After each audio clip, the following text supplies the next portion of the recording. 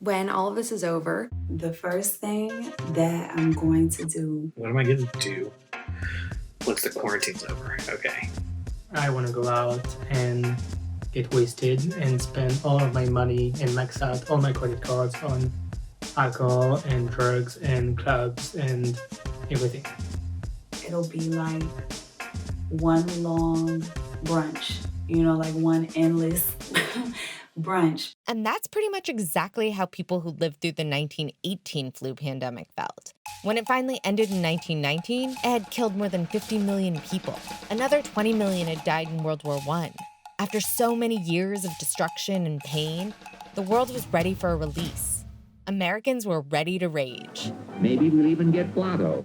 F. Scott Fitzgerald, patron saint of gin and good times, was there to document it all. Something had to be done with all the nervous energy stored up and unexpended in the war.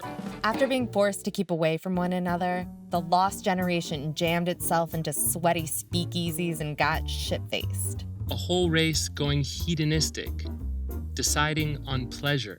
Everyone got a little looser. They were listening to jazz and showing off their legs and grinding up on each other. People were making money and spending it freely. The whole upper tenth of a nation living with the insouciance of Grand Dukes and the casualness of chorus girls.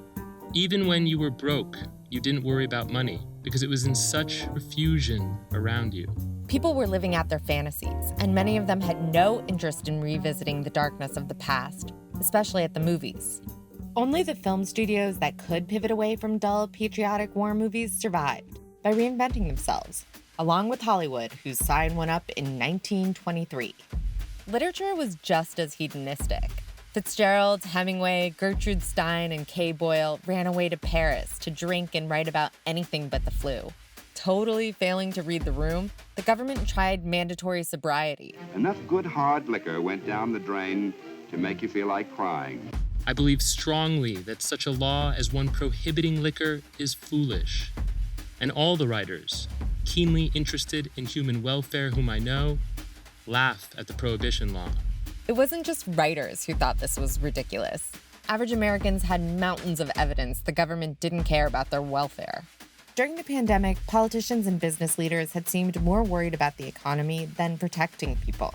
President Woodrow Wilson had never given a single statement about the flu, and newspapers had either downplayed or outright ignored it.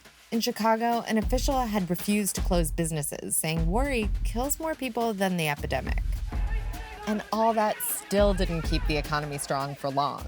The 10-year period that, as if reluctant to die outmoded in its bed, leaped to a spectacular death in October 1929. The partying ended just as quickly as it started. Somebody had blundered, and the most expensive orgy in history was over. But some aspects of the cultural shift weren't wiped out by the crash. The flu had exposed the fact that workers didn't have sick days, and going in was making everyone sicker. In the following decades, countries around the world built robust public healthcare systems. The US went with an employer-provided system. Which brings us back to today.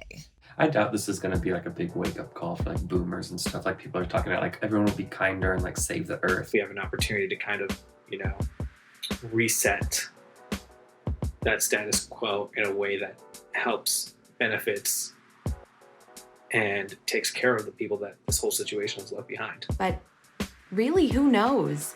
That's kind of the bottom line. I really have no idea. I don't even know what's going to happen tomorrow. I don't even know what day it is tomorrow, so. I'm ready to get